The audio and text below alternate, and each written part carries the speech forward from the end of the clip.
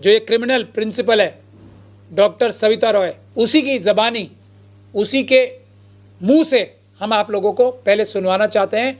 एक रिकॉर्डिंग है जो किसी ईमानदार व्यक्ति ने, जो इन्हीं प्रिंसिपल का साथी और जानने वाला है, उसका दिल जब फट गया इतने अन्याय से, तो उसने हमें भेजी है, हम आपको सुनाना चाहते हैं। सुनिए पहले, इससे पहले कि मैं आगे बात करूं। ये डॉक्टर सविता रॉय की आवाज़ है और वो क्या बोल रही हैं वो मैं आपको ब्रीफ में बता दूं तो आपको आसानी रहे। एक NDTF है जो दिल्ली यूनिवर्सिटी में टीचर्स एसोसिएशन है ना, RSS की, उसकी ऑर्गेनाइजेशन, उसके एक जो मेंबर हैं राजकुमार फुलवारिया, आज वो दिल्ली यूनिवर्सिटी में डिप्टी प्रॉक्टर हैं। ये वही डिप्टी प्रॉक्टर हैं जिनकी बॉस ने, रजनी अब्बी ने, ऋतु के ऊपर हमला करवाया था, जानलेवा हमला, जिसकी FIR दर्ज हो चुकी है। और ये नेशनल जनरल सेक्रेटरी हैं बीजेपी के SC शेड्यूल कास्ट मोर्चा के। ये दुख की बात सबसे बड़ी है कि बीजेपी छांट छांट के ऐसे लोगों को लेते हैं जो अपने लोगों के साथ जुल्म और ज्यादती करने में उनका साथ नहीं, बल्कि उनके आगे रहकर हम लोगों के साथ, SC ST OBC माइनॉरिटीज़ के साथ उनके ऊपर हमले कर सकें। दूसरा नाम है इसमें वाइस चांसलर योगेश सिंह साहब का, जो लिया जा रहा है खुद प्रिंसिपल साहिबा, क्रिमिनल प्रिंसिपल साहिबा के मुंह से। डूटा का नाम लिया जा रहा है कि डूटा भी सांठ गांठ में शामिल थी डॉक्टर ऋतु की आवाज़ दबाने में और इसका केस रफा दफा करने में।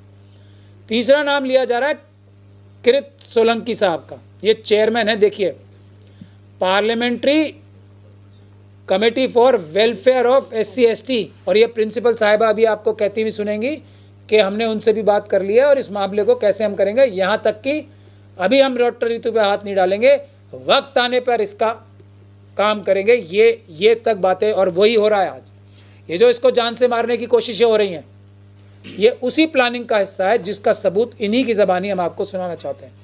अब आप सुनिए कि कौन कौन लोग इस बड़ी साजिश में शामिल हैं, और इस देश की जनता को अब तय कर लेना है कि RSS बीजेपी के गुंडे यूनिवर्सिटीज़ चलाएंगे वाइस चांसलर की शक्ल में, रजिस्ट्रार, प्रॉक्टर, प्रिंसिपल्स की शक्ल में, या देश के ईमानदार सच्चे नागरिक, वो चाहे वो किसी भी धर्म समाज से आते हों, वो यूनिवर्सिटी चलाएंगे। ये फैसला हमें कर लेना है। आप लोग अब इस बात को ध्यान से सुने। इसको ये आवाज़ है उनकी प्रिंसिपल। उसको कहीं और सेट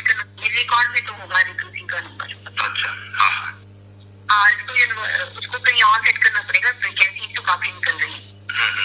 बराबर। वो क्या हो तो हम लोग वो क्या बोलते हैं, हमारे यहाँ तो मेरे भाई चांसलर वगैरह सबने अपने इसके खिलाफ स्टैंड लिया है ना। अच्छा, हाँ, ये बात पार्लियामेंट में मैं चाहती थी कि हमारे भाई साहब बताए, लेकिन वो चुपचाप सुनते रहे, उन्होंने कुछ जवाब नहीं दिया। और सबने टीम ने मेरे को भी बंद कर दिया, नहीं आप नहीं बोलो, या आपसे कोर्ट का ऑर्डर हो जाता है, कुछ भी कर देंगे, फिर हमका मैं चुप रही। मीटिंग के बाद मैंने बताया तो सोलंकी जी को फिर हमने बाद में उनसे ब्रीफ कराया था। इनके केस में राजकुमार फुलवारिया जी हैं, क्योंकि इस तबके को रिप्रेजेंट करते हैं, तो मैंने उनसे बात किया, उनको सारे पेपर दिखाए सिचुएशन के। मैंने कहा ये भाई साहब ये देखो, अब बताओ ये पीछे बनने लायक हो, आपकी ह्यूमैनिटी को बदनाम करेगी और हमारी को क्या कैसे बात करती है। तो राजकुमार फुलवारिया जी ने जाकर उनसे बात की थी, और जो SC ST के जो आपके सोलंकी जी हैं उनसे भी बात की थी, सोलंकी जी से भी बात की थी। मैंने बोला कि अगर जरूरत पड़े तो मुझे बुला लीजिए था, नोएडा से भी जरूरत नहीं पड़ेगी, मैं समझ गया, और जाके सोलंकी जी से वो बात करके आई थी। इसलिए वो केस वहाँ इनका वहीं खत्म हो गया, नहीं तो ये तो बहुत ही मुश्किल हमारी। तो सोलंकी जी को ये केस सिचुएशन का बिल्कुल पता होगा, आप बात करेंगे ना तो उनको याद आ जाएगा। मैंने बल्कि सारे इसके वीडियोस सोलंकी जी को भिजवा भी दिए थे। अच्छा, भिजवा भी दिए थे। अच्छा, मुझे तो लॉन्ग टर्म के लिए लगता है कि जो जैसे इसकी बोलने की स्पीड है और जो वोकल जितनी है, अगर वो दूसरी तरफ के लिए बोले तो बहुत फायदेमंद हो जाएगा। लेकिन ये पता नहीं इस चक्कर में आई डोंट नो कहीं हमारे को यूज ही ना कर ले कि देखो उन्होंने ये किया रिकॉर्ड बना करके फिर और हमारा काम करा देगा इलेक्शन से आ रहे हैं। था ना, ऐसे अभी हाथ लगाने का मतलब नहीं बनता। वो इसके बाद ही ये जो हमारे निकल जाएंगे, क्योंकि हमें हमारे को यूज कर लेगी थे वो। अब मैं आपको बता रही हूँ, ऐसी सीधी लड़की नहीं, इसको अभी टच करने का मतलब बहुत मुश्किल है। तो देख लिया आप लोगों ने, अभी टच करने का मतलब। ये पार्लियामेंट्री कमेटी में जब केस चल रहा था, ये उस समय की रिकॉर्डिंग है। और पार्लियामेंट्री कमेटी में चलने के बाद कैसे इन्होंने सोलंकी जी को मैनेज कराया, अपने एक खुद के साथी, खुद कम्युनिटी बता रही है आपकी कम्युनिटी के हैं, आप जाके मैनेज करो, और उन्होंने मैंने उससे कराया। और अभी इसे हाथ लगाने से फ़ायदा नहीं होगा, वक्त लगाने पर हाथ लगाएंगे, और वो वक्त ये नज़र आ रहा है आप लोग।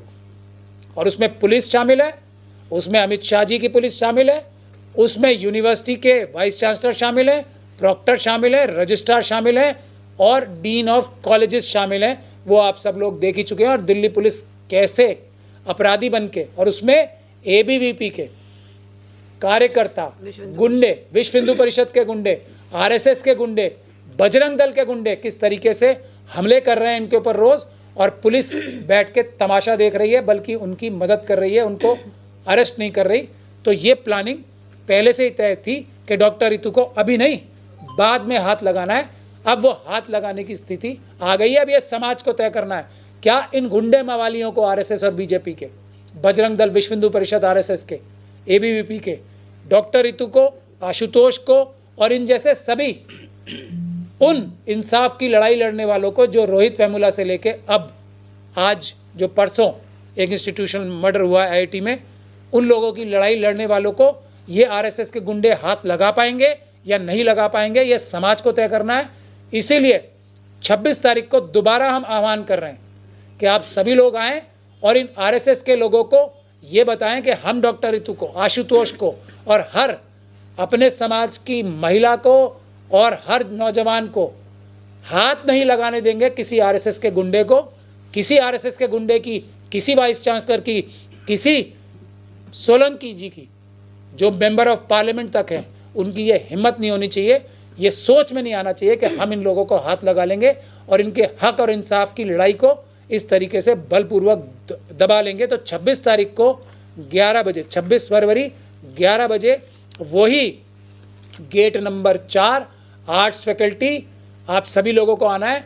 जो मेट्रो है स्टेशन विश्वविद्यालय का है, लेकिन मुझे ऐसा लगता है जैसे पिछली बार मेट्रो ही बंद करा, मेट्रो को रुकवाना ही बंद करा दिया विश्वविद्यालय पे। हमारे पिछले वाले प्रोटेस्ट के दिन जीटीबी नगर विधानसभा और विश्वविद्यालय पे मेट्रो ही रुकी नहीं इन तीनों स्टेशंस पे। तो दो इन विधानसभा रुक रही थी और जीटीबी रुक रही थी। हाँ, विश्वविद्यालय पे मेट्रो रुकना ही बंद करा दिया।